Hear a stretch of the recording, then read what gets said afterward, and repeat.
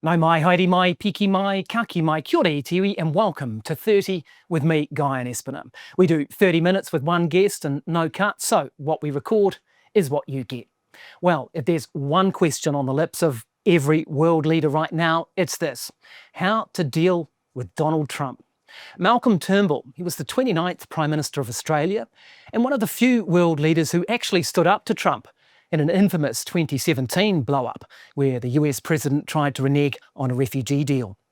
Now, as Trump's tariffs cause economic turmoil and as America First policies upend international security, how do small nations that depend on the rules-based order approach the art of a deal with Donald Trump? And with the Australians about to vote in a general election, we can take the political pulse of the lucky country and find out what that might mean for New Zealand. So let's start the clock. 30 minutes with Malcolm Turnbull.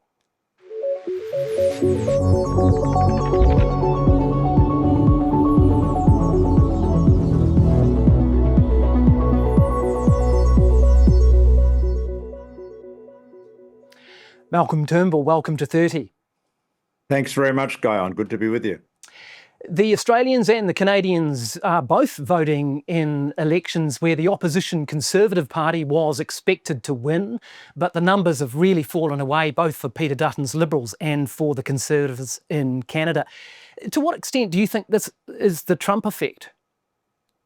I think, well, so in Canada, it is absolutely the Trump effect. I mean, in Australia, there were some polls that showed Dutton a wee bit ahead of Albanese, but it was always very, very close.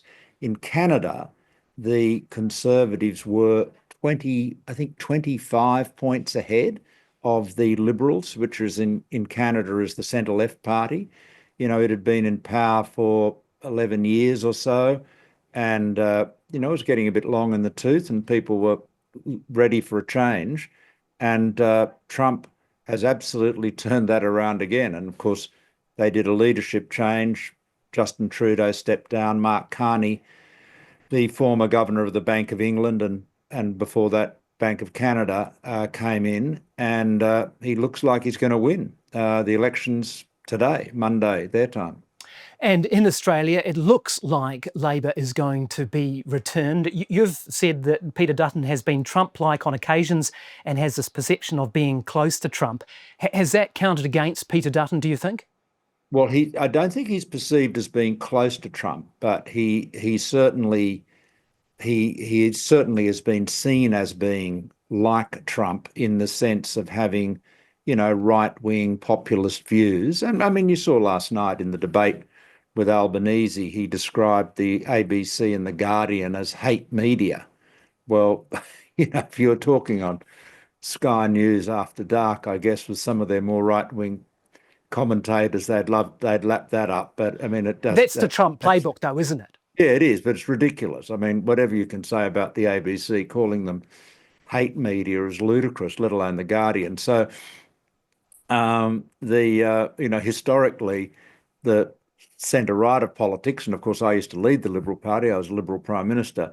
People would describe the ABC as being, mung bean eating, cafe latte drinking, inner city lefties, but certainly not hate media.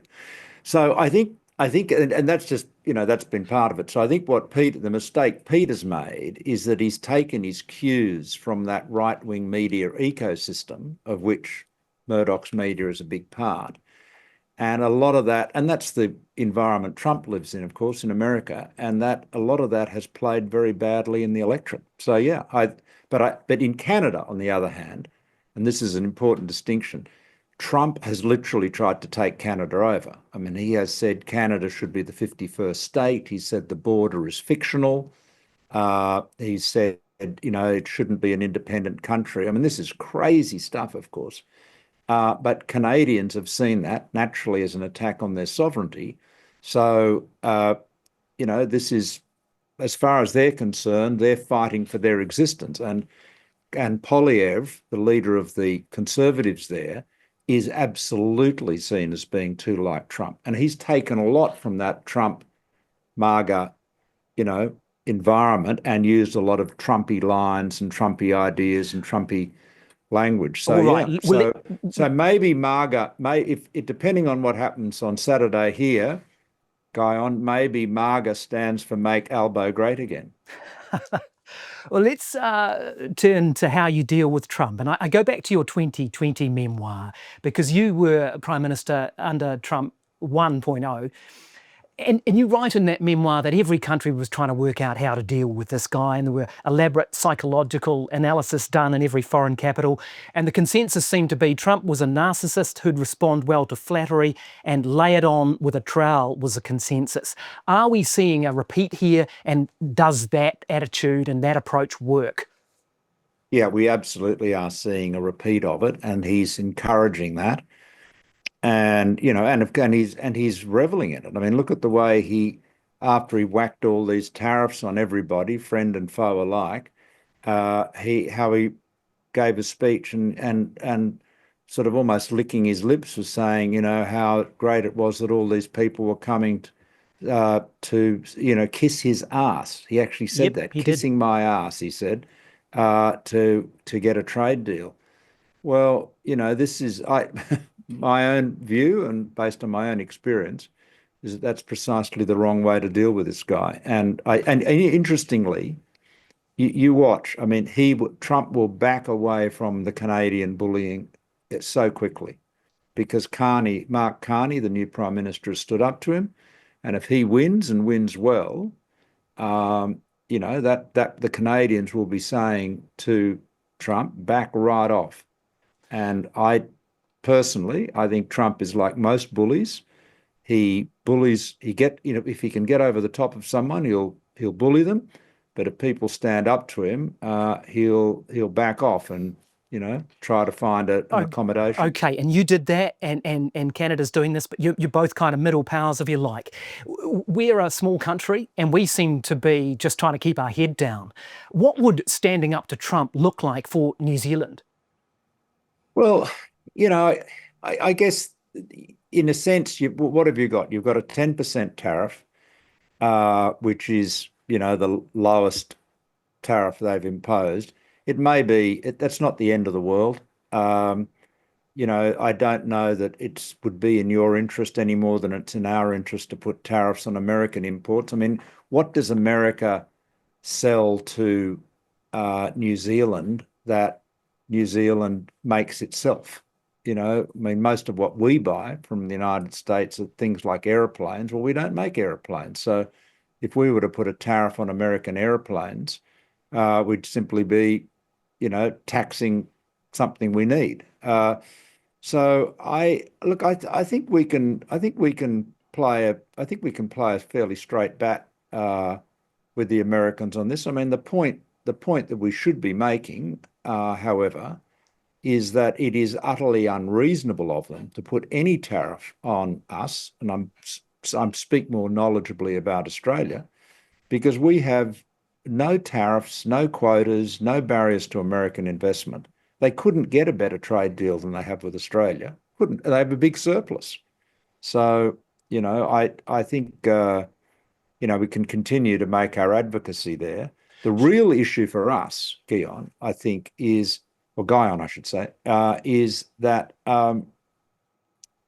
if this trade war results in a global recession, which I think it will if it continues, and if it results in slower economic growth in China, which I think it will if it continues, that is going to have an impact on everybody, including Australia and New Zealand. What about in a more general sense, and we'll return to the tariff issue a little later.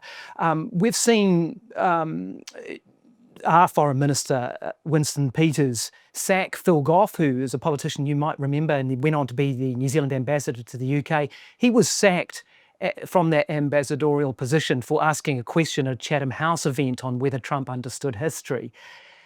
He's also said that it's hysterical and short-sighted to talk about a trade war. Is that kind of stance and that kind of approach from New Zealand, do you fear that that's playing into this sort of sycophancy that doesn't work with Trump? Well, I was really surprised by that because I've met Winston Peters a few times and I would have thought he would have been I thought he would have been stronger, to be honest with you. I mean, you know, Phil Goff's question was not an unreasonable one. He wasn't saying Trump was a terrible person or crazy or narcissist or, anything like that. It was a reasonable question in a private meeting, on the Chatham House rule, which is designed to encourage people to be candid. And then for Winston to say, talking about a trade war is hysterical. Did he say that? Seriously? I mean, everybody's talking. I mean, then you're getting into parallel universe stuff because the whole world is talking about a trade war. Trump's talking about a trade war. Trump tweeted not so long ago, trade wars are good and easy to win.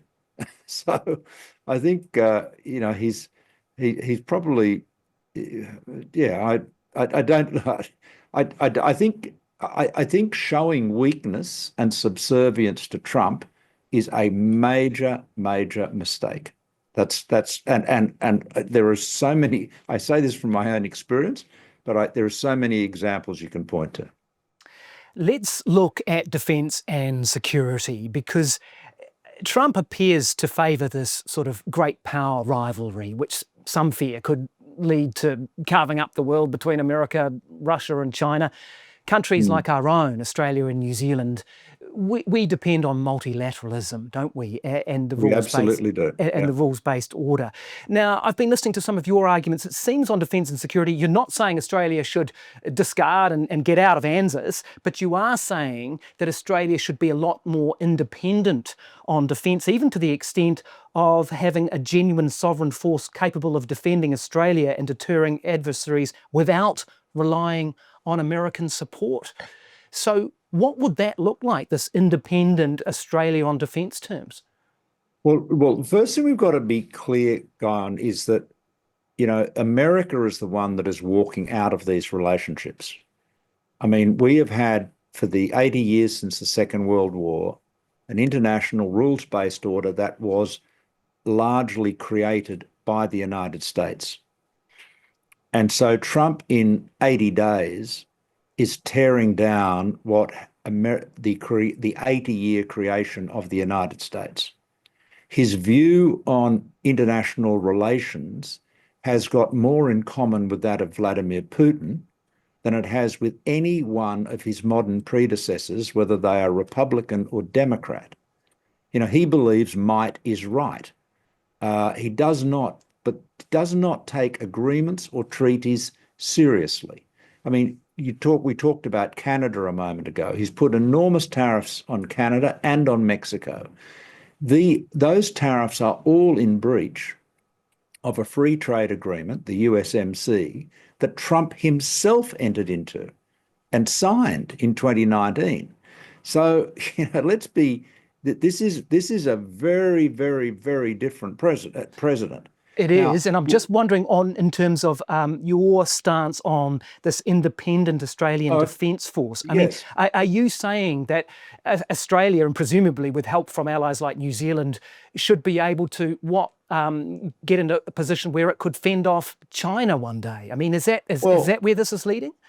Well, I think where we've look, the reality is if we could not prevail at a conflict with China, if China decided it wanted to declare war on Australia, which would be madness, right? I mean, and you've got to ask yourself, given the distances and all of that, whether that would even be feasible. So, that China is a long way away, it's an even longer way away from New Zealand.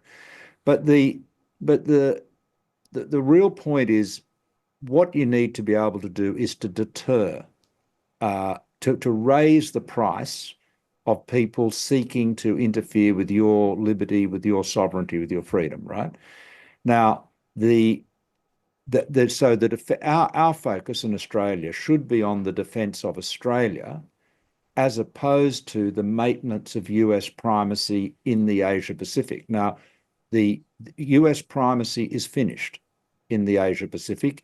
We now have a balance between China and the United States. They're both United States is a major player in our region. Obviously, China is, and it's also has the advantage of being in the region and part of it. So that suits us, absolutely. Suits Australia and New Zealand fine. We're allies of the United States, but we want the balance to continue. But I think the problem with Trump is that the message he's sending is that America is no longer a reliable partner, or at least as reliable as it was. Look at what's happened in Ukraine. Look at the threats to Canada, the threats to Denmark over Greenland. So I think ultimately we're going to have to spend more on our own defence. We're going to have to seek to have capabilities that are genuinely sovereign. That is to say, they can be used without the concurrence or the permission of another country. And that's a big change. That is a really big change because unfortunately, over the last 4 or 5 years, Australia has become much more dependent on the United States in a national security sense, right at the time, it's exquisitely bad timing, right at the time when the United States was becoming less dependable. And what might this mean for New Zealand? I mean, New Zealand and we're speaking just after Anzac Day. I mean, obviously, New Zealand and Australia have always tried for interoperability with their defence forces. But do you think that the two countries need to get closer still on defence? What are the implications for New Zealand here?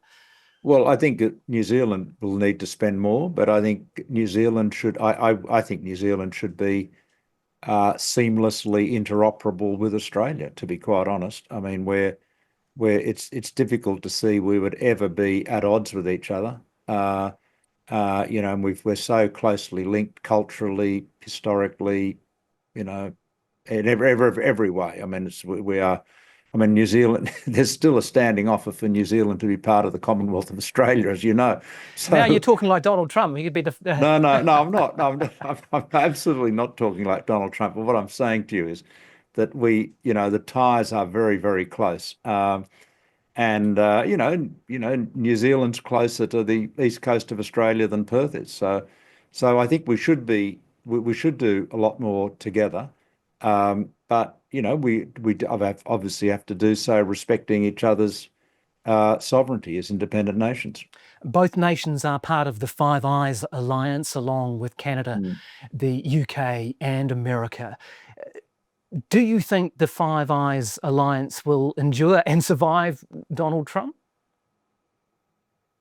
Well, I hope so. I hope so.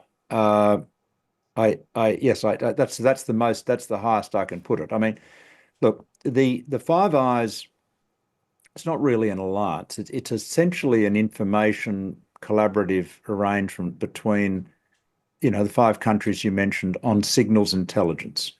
And it, rose out of the Second World War. And it was basically a collaboration between the United States, Great Britain, and her dominions, being Canada, Australia, and New Zealand. The three of us were much more closely tied to the UK then than we are now. But yes, I mean, it is. We'll see. I mean, it's. Well, put it this way. If I had to put money on it, Guyon, I'd say it absolutely would survive because it's in everybody's interest that it do so, including the Yanks. If you were PM, would you trust the US with intelligence, with Tulsi Gabbard, who's made many pro-Putin stances and comments, heading the intelligence services, and Pete Hegseth sharing war plans on Signal?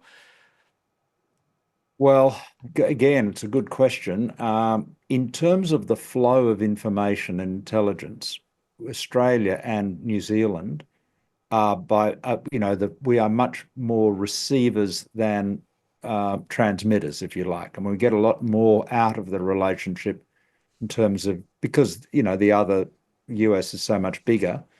Having said that, there's probably not a lot that we would be sharing with the Americans that is directly relevant to Russia, but there could be. I mean, it is a real issue. I mean, Tulsi Gabbard is the Director of National Intelligence, and she has been, a supporter or promoter of Putin, and indeed she had similarly, I don't know, what do you call it, positive relationship with Bashar al-Assad, the dictator of Syria. So it's an unusual choice for Director of National Intelligence, that's for sure. Let's return to tariffs for a second, because while the policy seems to change with the day to some extent, this is a long-standing view of Donald Trump, isn't it? That tariffs, I think he said, were the most beautiful word in the language, and that Yep. they can make America great again. In your memoir, you write about a meeting you had with him in Manila. I think it was the East Asia Summit. Trump asks you, what would happen if he banned all Chinese imports into the US? And you replied, a global depression. I mean, maybe replace the D with an R, but you think that we're going to get a global recession this time out of this, basically, don't you? Well, if these tariffs stay in place, there will be a breakdown in trade between China and the US. There are so many businesses in the US that depend on Chinese imports. I mean, I'm not just talking about supermarket shelves at Walmart, but so many businesses that require Chinese components and imports, and of course, and vice versa in China. It will do enormous damage to both of those major economies, and that will have flow-on effects to everybody else. So but of course, that's not the only trade war Trump is having. I mean, he's declared war on trade with everybody. So it's not just, even the penguins on Heard Island haven't been left out of it. So History, if it doesn't repeat, then it rhymes. Someone smarter than me once said, I can't remember, tell you who, but we've been here, haven't we, with the Smoot-Hawley Tariff Act in 1930 in America, made the Great Depression worse, and these were the conditions that fueled extremism, economic stability, and ultimately led to World War II. I mean, I guess the question is, could trade wars lead to actual wars? well, they absolutely can, and they have done. And I mean, you can look at an example very close to us. I mean, the Japanese invasion into Southeast Asia. Japanese entering the Pacific War was prefaced, if you like, by the United States putting an oil embargo on Japan because they were objecting to what Japan was doing in its invasion and occupation of China. So all of these things can all have unpredictable consequences, and it's a and of course, see, the difficulty is it's one thing to sit down and say to another country, look, I'm not happy about our trading relationship. I think you should change this and do that, and I'll do this, and you can have that discussion. It's another thing to just whack an enormous tariff on and then say, okay, you come and talk to me, come and kiss my ass. That's Yeah. basically, this is what he's saying. He wants everyone to go to Washington and kiss his ass. Mhm. Well, I mean, maybe some countries will do that, but do you think Xi Jinping is going to do that? Of course not.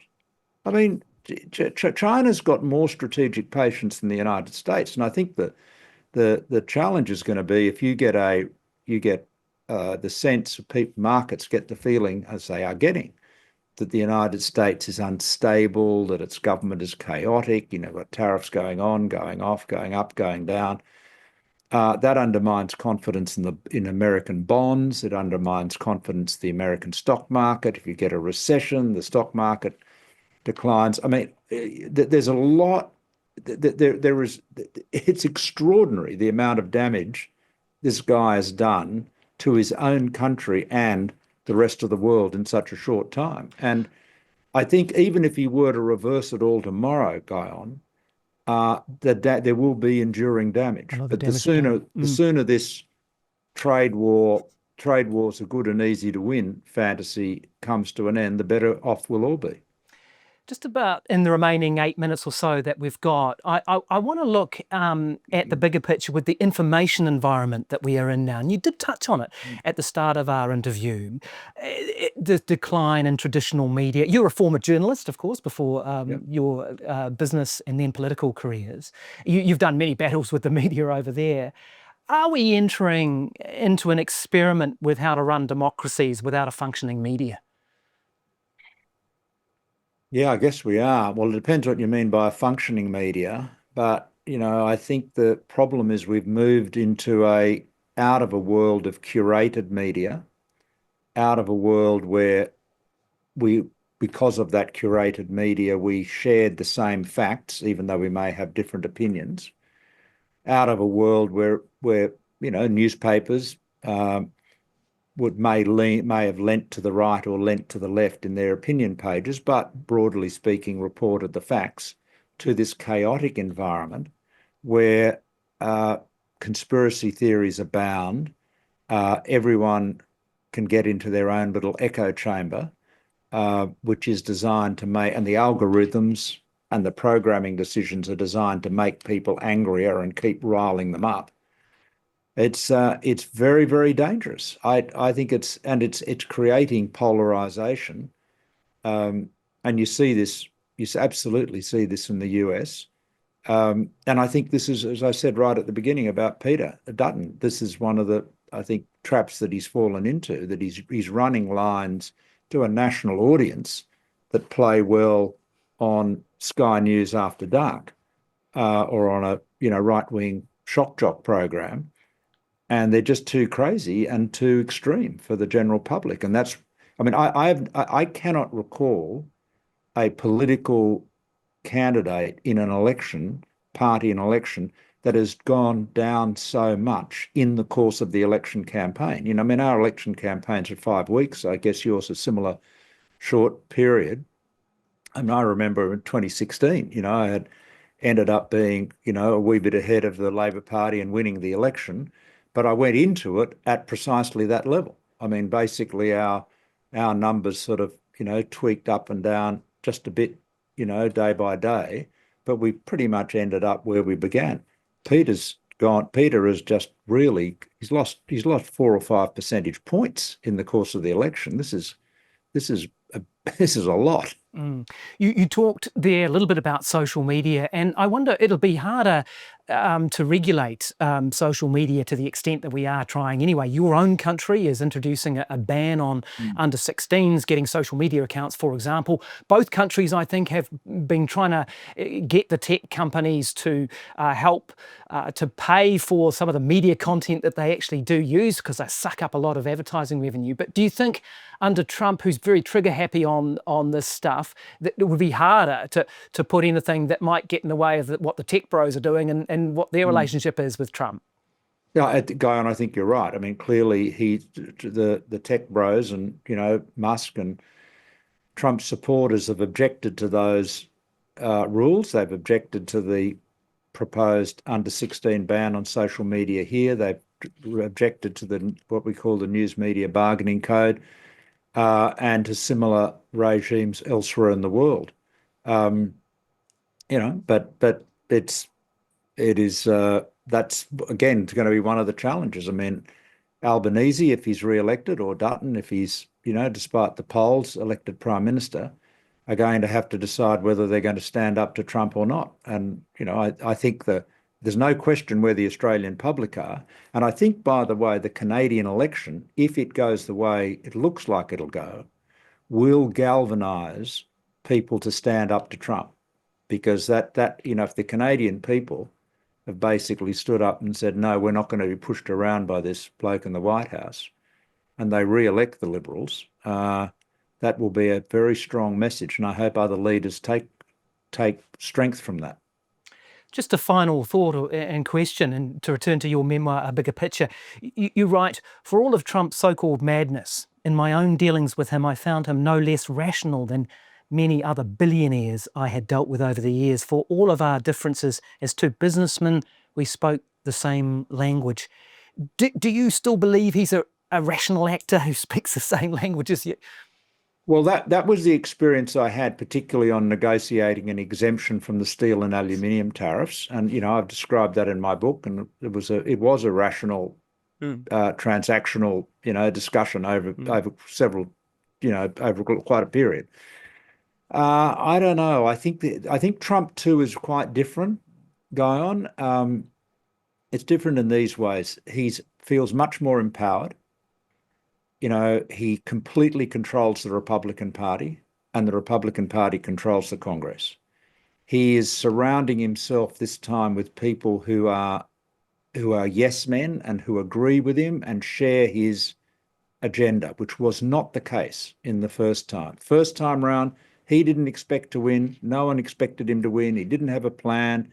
He hired some people. Some of them were very good, but they definitely were not on the Trump agenda. And so he found that frustrating.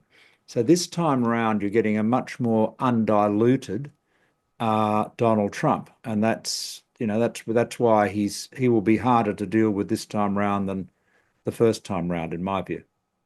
And thank you very much for your views. We really appreciate your time on 30, Malcolm Turnbull.